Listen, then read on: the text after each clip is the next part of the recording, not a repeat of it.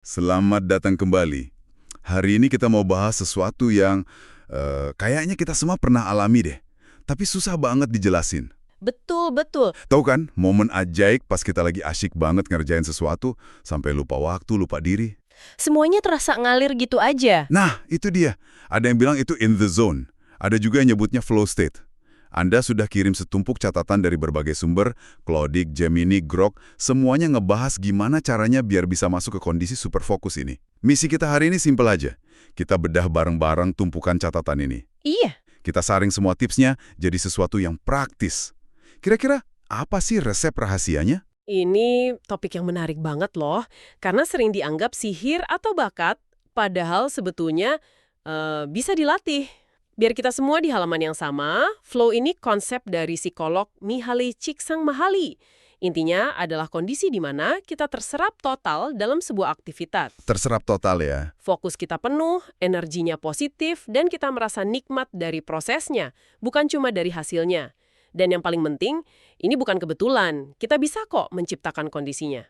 Oke, jadi ini bukan bakat dari lahir, tapi sebuah keahlian. Bisa diasah. Tepat.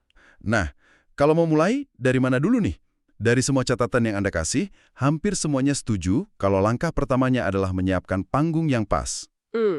Katanya, ada satu elemen kunci, keseimbangan emas antara tantangan dan keahlian kita. Maksudnya gimana tuh? Oke, bayangkan Anda main game. Ya, Kalau levelnya terlalu gampang, pasti bosen kan? banget. Tapi kalau terlalu susah, baru mulai langsung kalah terus, jadinya frustasi dan ya malas main lagi. Benar-benar. Nah, flow itu ada di tengah-tengah. Titik di mana tugas itu cukup menantang biar kita serius, tapi masih dalam jangkauan kemampuan kita. Titik manisnya gitu ya. Betul. Beberapa riset di catatan Anda bahkan spesifik banget, tantangannya itu harus sekitar 4% di atas level keahlian kita sekarang. 4% ya. Spesifik juga. Sedikit lebih susah, jadi otak kita tertantang untuk tumbuh. Tapi, nggak sampai bikin kita kewalahan. Oke, jadi nggak perlu langsung meloncat ke level paling susah. Cukup naikin sedikit demi sedikit. Saya suka analogi game tadi. Oke, panggungnya udah mulai kebentuk. Lalu apa lagi? Saya perhatikan ada pola di semua catatan ini. Setelah soal tantangan, semua sumber langsung bahas pentingnya tujuan yang jelas. Iya. Tadinya saya pikir ini klise, tentukan tujuanmu gitu. Tapi setelah lihat contoh-contohnya, bedanya ternyata besar sekali ya. Besar sekali. Karena ini soal menghemat energi otak.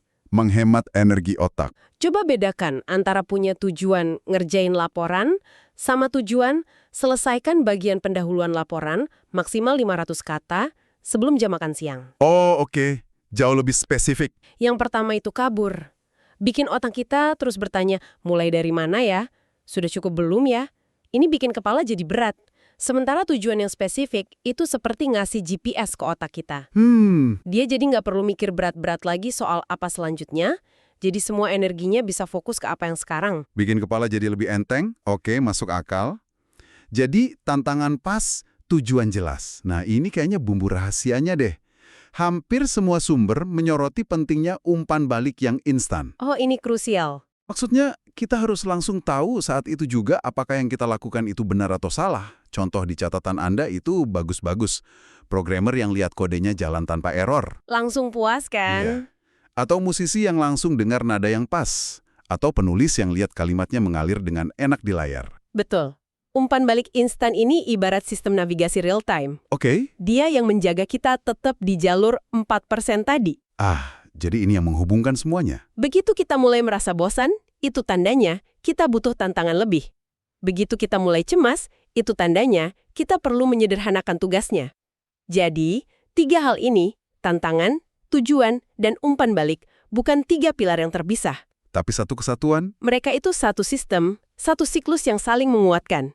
Siklus ini sangat kuat. tapi juga rapuh banget kan? Nah, itu dia. Rasanya kayak membangun istana pasir. Udah bagus-bagus, kesenggor dikit atau kena ombak kecil, langsung hancur. Saya jadi ingat kemarin coba fokus nulis, notifikasi dari aplikasi belanja online muncul, kasih diskon. Klasik. Tahu-tahu 30 menit kemudian, saya lagi bandingin harga panci. Benteng fokus saya langsung runtuh. Kayaknya ini masalah besar buat semua orang. Itu contoh sempurna, dan disinilah kita masuk ke medan pertempuran sebenarnya, menjaga benteng fokus. Catatan Anda membaginya jadi 2 jenis musuh. Oke. Pertama, musuh dari luar, seperti notifikasi HP, suara berisik, atau teman yang tiba-tiba ngajak ngobrol. Ini yang paling jelas dan secara teori lebih mudah diatasi. Matikan notif, pakai headphone, cari tempat sepi. Iya, iya. Salah satu sumber Anda bahkan kasih data mengejutkan. 80% pekerja kantoran itu kerja sambil buka aplikasi chat atau email. Wow. Itu sama aja kayak sengaja buka pintu buat gangguan. Oke, gangguan eksternal saya paham. Tapi yang menarik, semua sumber ini sepertinya sangat anti dengan multitasking. Padahal di dunia kerja sekarang kita dituntut bisa mengerjakan banyak hal sekaligus kan? Nah, itu dia. Kenapa multitasking ini dianggap musuh nomor satu buat flow? Karena otak kita pada dasarnya nggak didesain untuk itu. Apa yang kita sebut multitasking itu sebenarnya task switching. Pindah-pindah tugas gitu. Betul. Pindah dari satu tugas ke tugas lain dengan sangat cepat. Dan setiap kali kita pindah, ada biaya yang harus dibayar. Biaya yang kognitif. Iya, otak kita butuh waktu dan energi untuk bongkar pasang konteks. Bayangkan Anda punya ember fokus.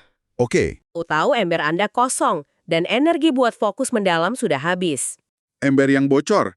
Oke, saya kebayang. Jadi, single tasking atau fokus pada satu hal saja bukan sekedar tips, tapi cara kerja alami otak kita.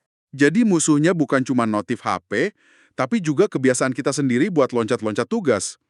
Dan ini membawa kita ke musuh kedua yang lebih licik. Gangguan dari dalam. Pikiran kita sendiri. Pikiran kita sendiri yang lantur, tiba-tiba ingat cucian belum dijemur, atau cemas soal rapat besok. Nah, ini gimana cara ngelawannya? Ini pertempuran yang lebih sulit. Dan disinilah konsep mindfulness atau kesadaran penuh masuk. Meditasi gitu? Bukan dalam artian meditasi berjam-jam.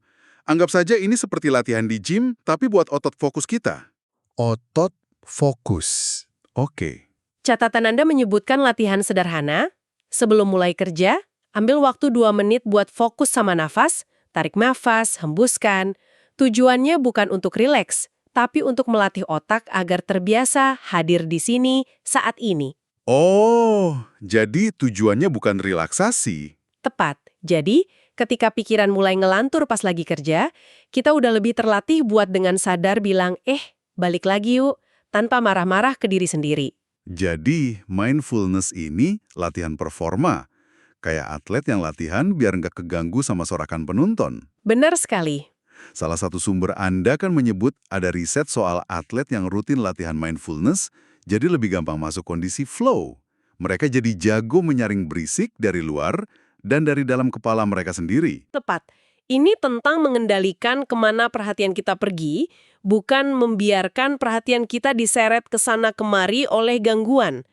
Kalau kita udah bisa menyiapkan panggungnya dan membangun benteng fokusnya, kita sudah punya modal besar.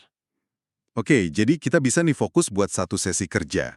Tapi gimana caranya biar ini jadi kebiasaan? Bukan cuma untung-untungan sesekali aja. Ini kan bukan cuma soal satu hari yang produktif, tapi membangun sistem jangka panjang. Nah, ini pertanyaan kuncinya. Dan jawabannya, menurut hampir semua sumber Anda, dimulai dari sesuatu yang sangat mendasar. Motivasi intrinsik. Motivasi dari dalam ya. Artinya, kita melakukan sesuatu karena kita menikmati prosesnya, karena kita merasa itu bermakna, atau karena kita penasaran. Flow itu jauh lebih gampang muncul saat kita mengerjakan hobi yang kita suka. Dibanding laporan pajak ya. Nah, ketimbang laporan pajak yang kita benci kan, karena ada dorongan dari dalam. Jelas banget sih, kalau lagi asyik main gitar atau berkebun, nggak perlu dipaksa juga bisa fokus berjam-jam. Tapi gimana dengan pekerjaan yang mungkin nggak kita cintai 100%? Apa kita pasrah aja nggak bisa flow? Tidak juga. Ini soal menemukan sudut pandang yang menarik. Mungkin Anda tidak suka membuat laporannya, tapi Anda menikmati tantangan menyajikan data secara visual. Atau Anda tidak suka proses input data, tapi Anda merasa puas saat melihat semuanya rapi dan terorganisir. Mencari celah kesenangannya ya. Ada paradoks yang menarik di sini. Saat kita bisa berhenti terobsesi dengan hasil akhir, pujian, bonus, atau nilai, dan mulai menikmati prosesnya, sekecil apapun. Hasil akhirnya justru jadi lebih baik. Seringkali jadi jauh lebih baik. Perjalanan itu sendiri yang menjadi hadiahnya. Mencari kenikmatan dalam prosesnya. Oke, itu butuh perubahan pola pikir. Nah, untuk membantu kita masuk ke dalam proses itu, di catatan ini banyak banget contoh soal ritual prafokus. Iya, ritual. Kayak bikin secangkir teh, merapikan meja 5 menit, atau bahkan dengerin satu lagu yang sama setiap kali mau mulai kerja. Emang ngaruh ya hal sekecil itu? Sangat berpengaruh. Secara psikologis, ini namanya menciptakan pemicu terkondisi. Pemicu terkondisi. Sama seperti anjing Pavlov yang belajar kalau bel berbunyi artinya makanan datang, otak kita juga bisa dilatih. Kalau Anda konsisten melakukan ritual yang sama sebelum sesi kerja fokus, lama-lama otak Anda akan belajar. Oh, dia lagi nyeduh teh dengan cangkir ini, berarti sebentar lagi waktunya fokus. Ritual ini jadi semacam saklar yang memberi sinyal ke otak untuk bersiap-siap masuk ke mode flow. Jadi prosesnya lebih mulus, nggak dadakan. Betul. Jadi kayak pemanasan sebelum olahraga ya, menyiapkan otot otak. Oke, ini praktis banget. Tapi ada satu hal lagi yang sering disebut di catatan Anda, dan ini rasanya agak aneh. Pentingnya istirahat. Aneh ya? Padahal kan kita lagi ngomongin cara biar super produktif. Kenapa malah disuruh istirahat? Justru itu kuncinya. Kita harus ingat, flow state itu sangat intens dan menguras energi mental. Otak kita itu bukan mesin yang bisa jalan terus-menerus. Dia seperti otot atlet.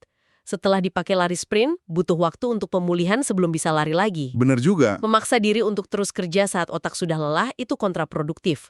Hasilnya nggak akan bagus dan kita malah jadi burnout. Jadi Pomodoro itu dasarnya dari sini. Teknik Pomodoro, kerja 25 menit, istirahat 5 menit, atau kerja fokus 90 menit, lalu istirahat 20 menit, itu semua didasari prinsip yang sama. Istirahat bukan kemewahan, tapi bagian strategis dari performa puncak. Jadi istirahat itu bukan tanda kemalasan, tapi strategi cerdas. Tepat. Ini mengubah cara pandang saya soal istirahat. Ditambah lagi pentingnya hal-hal dasar ya, kayak tidur cukup dan olahraga. Tentu. Kalau badannya David, otaknya juga susah diajak kerja sama. Tentu, fondasinya tetap di situ. Anda tidak bisa mengharapkan performa mental yang luar biasa kalau kebutuhan fisik dasar Anda terabaikan. Semuanya saling terhubung ya. Betul sekali. Oke, ini gambaran besarnya jadi jelas banget. Jadi kalau saya coba tarik benang merahnya dari semua catatan ini, resep untuk mengundang flow itu ada 3 bagian besar. Coba kita simpulkan. Pertama, kita harus siapkan panggungnya. Cari titik pas antara tantangan dan keahlian, punya tujuan yang super jelas, dan ada umpan balik instan. 1. Kedua, kita bangun bentang yang kokoh buat jaga fokus. Singkirkan gangguan dari luar, lawan godaan multitasking, dan latih pikiran kita sendiri dengan mindfulness. 2. Dan terakhir, ini buat jangka panjang. Cari dorongan dari dalam, ciptakan ritual sebagai saklar fokus, dan hargai istirahat sebagai bagian dari strategi. 3.